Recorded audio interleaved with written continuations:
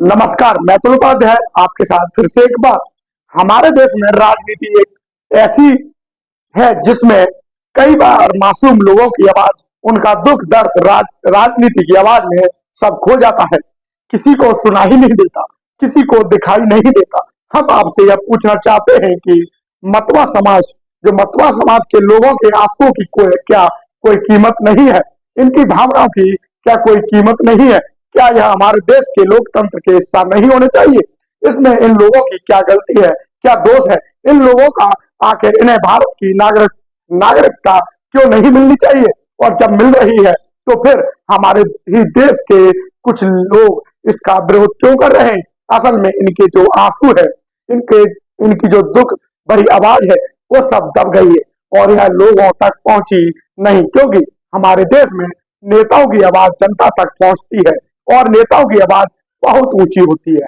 उसमें सब कुछ खो जाता है, क्योंकि उसमें शोर बहुत होता है। और आज हम इसीलिए इन लोगों की आवाज आपके सामने लेकर आए हैं और मैं चाहता हूं कि पूरे देश इन लोगों की आवाज सुने, इनके आंसू, इनका दर्द लोग समझे, जो आज भी अपने ही देश में, अपने ही समाज में बेगानी की तरह रह रहे हैं। आज आपको यह इनका दुख दर्द भी समझना चाहिए। हमारे देश में जो नेता रोहिंग्या मुसलमान शरणार्थियों को भारत की नागरिकता देने की मांग कर रहे हैं, वही नेता पाकिस्तान, बांग्लादेश और अफगानिस्तान हिंदुओं और बाकी के गैर मुस्लिम शरणार्थियों को भारत की नागरिकता देने का विरोध कर रहे हैं। आखिर क्यों? और सीएए को भारत की धर्मनिरपेक्षता के लिए खतरनाक बता रहे हैं। लेकिन आज सोचने वाली बात यह है कि जब पाकिस्तान, बांग्लादेश और अफगानिस्तान जैसे देश भारत के हिंदू बहुसंख्यक को अपने ही देश की नागरिकता नहीं देती, तो फिर भारत इन देशों के मुस्लिम बहुसंख्यक को अपने देश में नागरिकता क्यों दे?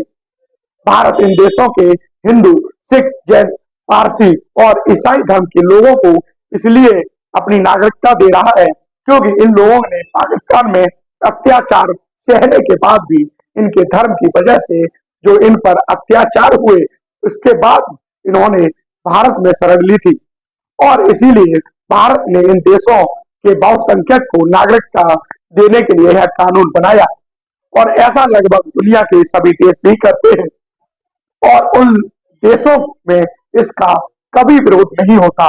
ऐसा नहीं है कि भारत एक अकेला ऐसा देश है, इसे कईयों देश हैं, लेकिन कोई भी देश किसी दूसरे की बहुसंख्यक आबादी को बिना किसी शर्त के अपने यहाँ की नागरिकता नहीं देता। भारत अकेला देश नहीं है, लगभग सभी देश ऐसा ही करते हैं।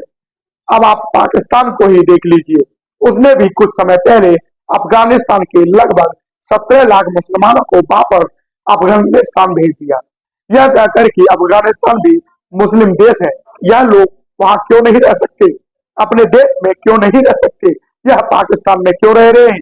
और इसका पाकिस्तान के किसी मुसलमान ने इसका विरोध नहीं किया।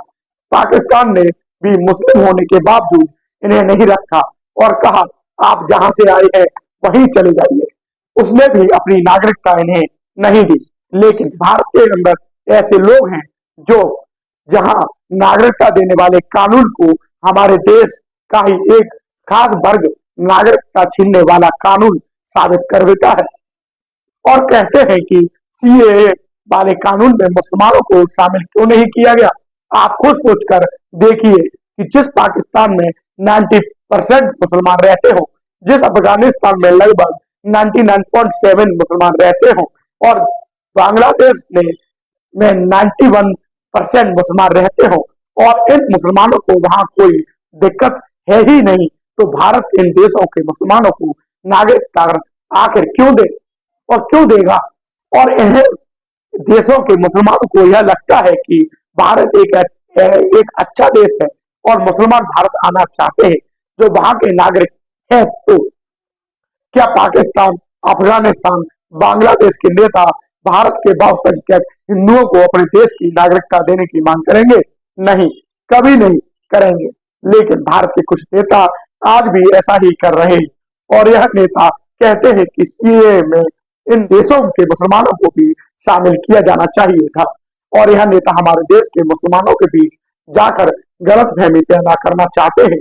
लेकिन इस देश के मुसलमान जानते हैं कि इस कानून से उनकी भारतीय नागरिकता पर कोई असर नहीं पड़ेगा। हम आपको बताएं कि जो सीएए कानून आया है वह नागरिकता देने के लिए नहीं आया है, नागरिकता छीनने वाला कानून नहीं है। यह जो भी मुसलमान भाई हैं वह पहले से यहाँ रह रहे हैं, सीएए को पढ़ लें का और उसे अच्छे से देख लें कि वह कानून क्या है, इसे समझ लें, उसके बाद ही कुछ अमल करें। यह कानून देने का अधिकार है ना कि कोई कानून छीनने का। यह कानून देने का अधिकार है, ना कि कानून छीनने का। यह गलत खबर फैलाई जा रही है कि इस कानून से हमें कोई दिक्कत नहीं है। किसी भ्रम में मत आइए, ध्यान से इसे पढ़ें और समझें और इस पर विश्वास करें। ऑल इंडिया मुस्लिम जमात के अध्यक्ष ने भी सीएए कानून का स्वागत किया है। उन्होंने कहा है कि इसे भारत के अंदर बहुत पहले ही आ जाना चाहिए था। इस कानून से मुसलमानों के बीच बड़ी गलतफहमी, इन्हें दूर किया जाना चाहिए। और मैं बताना चाहता हूं कि इस कानून से मुसलमानों का कोई लेना देना नहीं है। मुसलमानों के दरमियान जो गलतफहमी पैदा हुई है वह पॉलिटिकल लोगों ने पैदा की हुई है। और मैं चाहूंगा कि भारत का हर मुसलमान इस कानून का इस्तेमाल करे। इसी के साथ बस इतना ही। जय हिंद, जय भारत।